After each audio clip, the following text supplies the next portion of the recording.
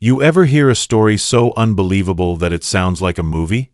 Well, imagine waking up one day to find out your own neighborhood HOA secretly built a multi-million-dollar mall right on your land. And instead of losing everything, you flip the script and walk away a billionaire. Yeah. That's exactly what happened to me. My name's Ethan Brooks, and this is how the HOA's greed turned me into one of the richest men in the state. I used to live in a quiet suburban town outside Austin, Texas. I'd inherited about 30 acres of land from my grandfather. Flat, green, and peaceful. It wasn't fancy, but it was ours. When developers came to build a gated community nearby, the homeowners association approached me about selling part of the land. They wanted to expand their neighborhood, build walking trails, maybe a park. I said no. My grandfather had worked that soil his entire life. He always told me, land is power, Ethan. Never sell what you can grow. The HOA president, a sharp-tongued woman named Karen Hastings, didn't like that answer. She said, "Well, I hope you don't regret this stubbornness. Progress doesn't wait for anyone." I didn't think much of it, until things started getting weird. A few months later, I noticed construction equipment near my property line. At first, I thought they were just fixing the road. Then came the trucks. Then came the noise. When I drove over to check, my jaw dropped. They were clearing my land. Not beside it. Not near it. On it. I stormed up to the foreman and said, "Who authorized this?"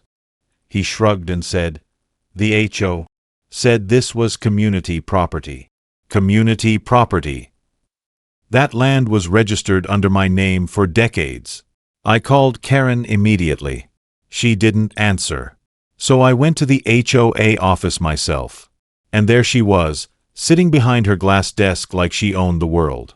"Karen," I said, trying to stay calm, "you're building on my land." She smiled, that smug HOA smile. "Oh, Ethan, we checked the records. The association voted to rezone that section for community development. It's all legal." Legal? I laughed. "Without the landowner's signature? You've got to be kidding." She leaned in. "Ethan, the mall is going to bring jobs, money, and prestige. You should be thanking us." I walked out before I said something I'd regret. Weeks turned into months. I filed complaints, called the county, even hired a lawyer. But somehow, every time, the paperwork couldn't be found or was delayed.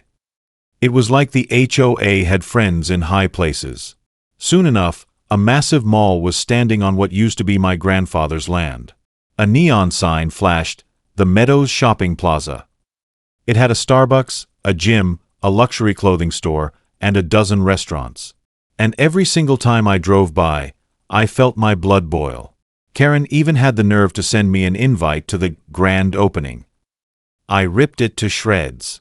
But here's the thing, while the HOA thought they'd stolen my land, they'd made one critical mistake. You see, my grandfather wasn't just a farmer. He was smart. When he passed away, he left me not one, but 2 separate deeds. The land was technically split, 20 acres under one title, and 10 acres under a separate private trust. And guess what? That mall sat right in the middle of the 10 acres they didn't even realize existed on a separate deed. So while they built their million-dollar project, they accidentally built it on my private trust land. Meaning legally, I owned the ground underneath their mall. I didn't rush. I waited until construction was done, the stores opened, and the mall became the HOA's pride and joy. Then I walked into a real estate attorney's office, this time one of the best in Texas. His name was David Lynn, and he loved a good fight. When I showed him the paperwork, he grinned. "Oh, they're gonna wish they never touched your property." He filed a lawsuit for trespassing, illegal zoning, fraud, and property seizure. When the HOA got the court summons, I heard Karen nearly fainted. They tried to settle, of course. Offered me a few $100,000 to make it go away. I laughed. "You built a multi-million-dollar mall.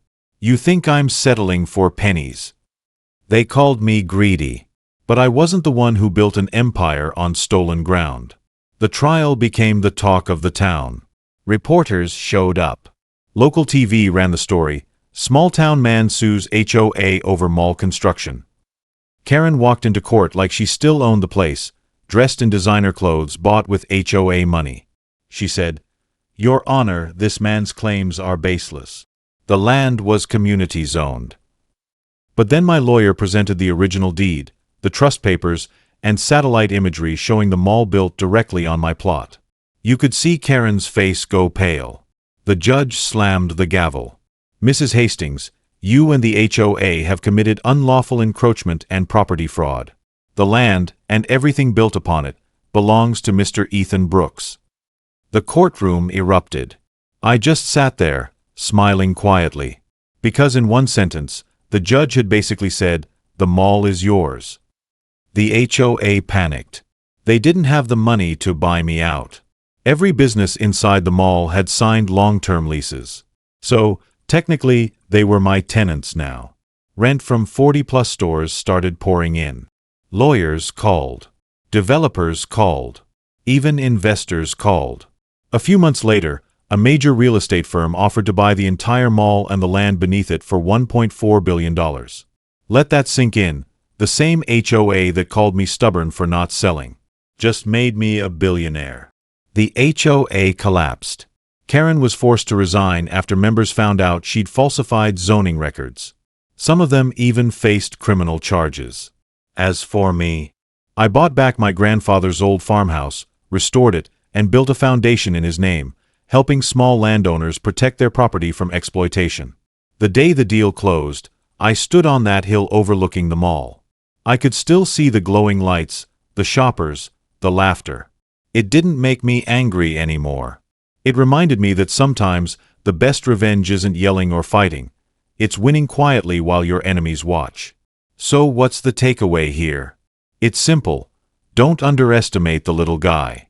When people try to take what's yours, don't waste your energy fighting them on their terms. Play smarter. Because life has a funny way of turning greed into your greatest blessing. The HOA thought they could steal from me. Instead, they built my empire for me. What they didn't realize was that every time they tried to shut me down, they were actually pushing me to level up.